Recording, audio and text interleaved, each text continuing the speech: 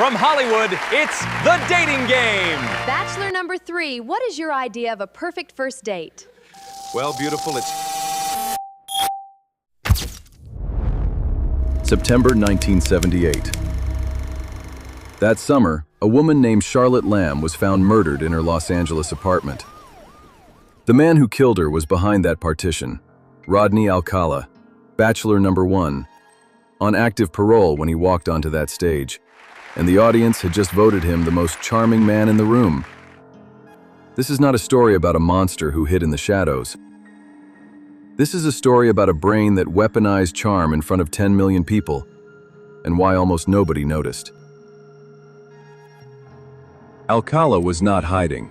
He was studying film at UCLA, taking photography classes, teaching art to children at a summer program.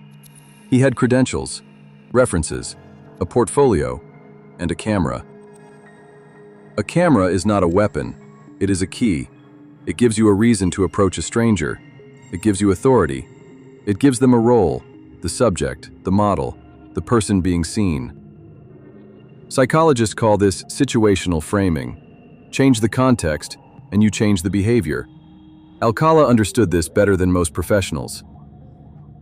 Over 2 decades, he photographed hundreds of women, children, and men.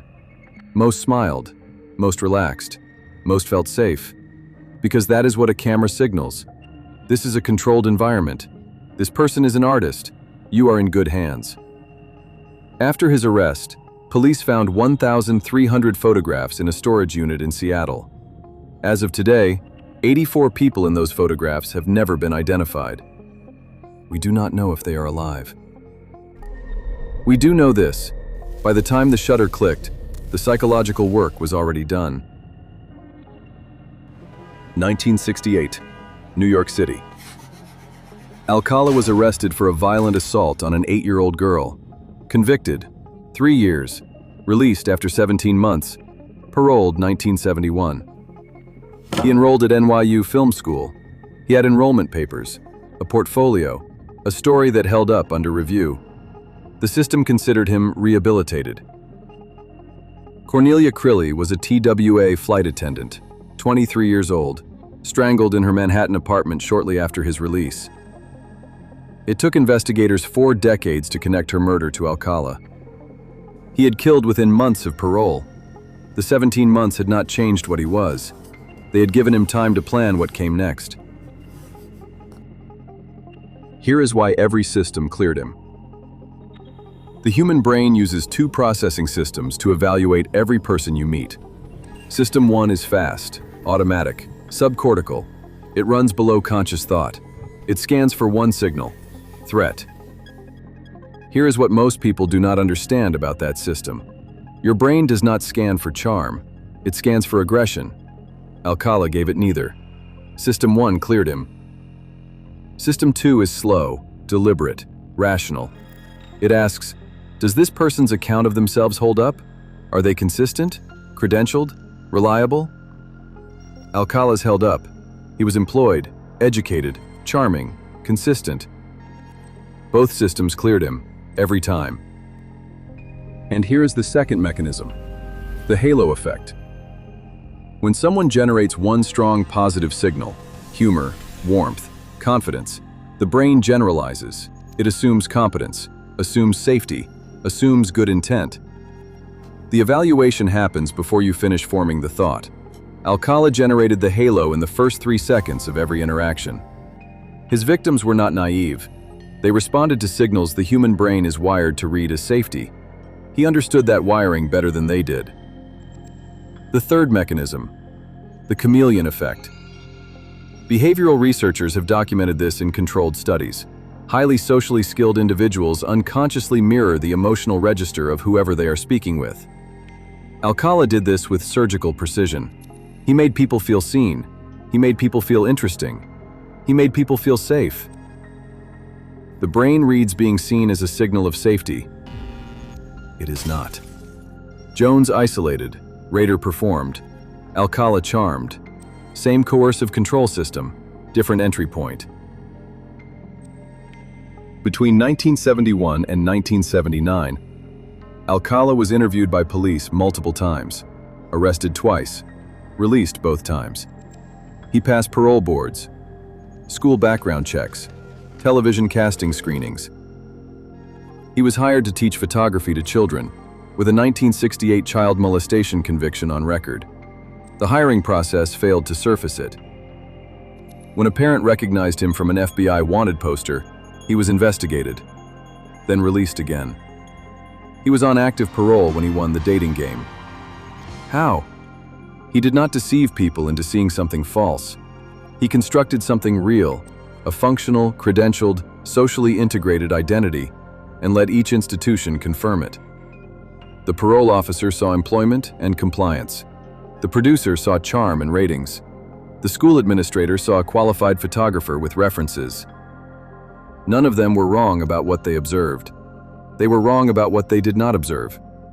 Because every system that evaluated Alcala was designed to detect rule violations. He never violated the rules they were checking. He violated the rules they were not designed to see.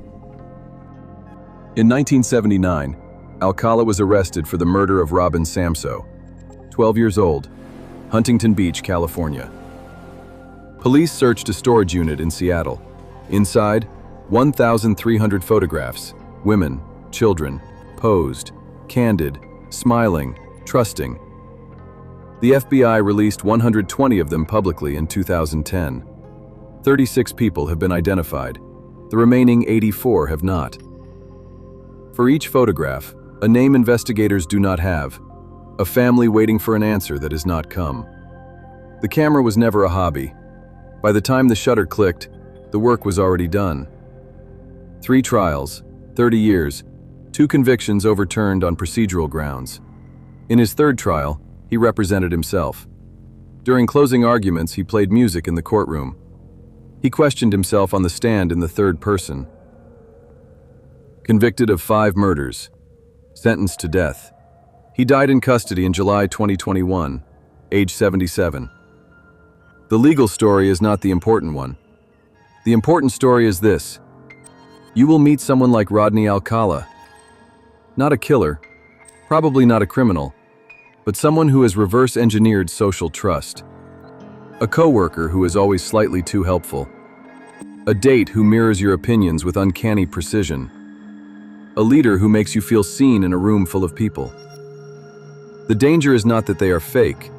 The danger is that they are partially real, and your brain is not built to detect partial truth.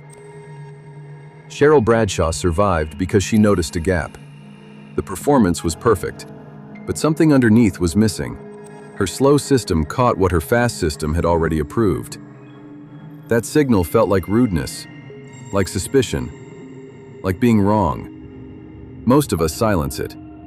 We do not want to seem difficult, irrational, unkind. Cheryl did not silence it. That is the skill, not fear, not suspicion. The willingness to sit with discomfort when something feels technically right and fundamentally wrong. The FBI still trains on Alcala case materials. 84 photographs remain unidentified. The systems designed to catch people like him are built around the wrong signals.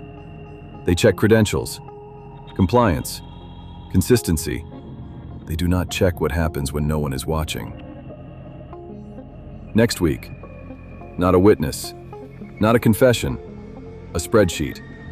40 years, 1 database, 0 suspects, until the algorithm found him. Subscribe and come back. The brain behind crime.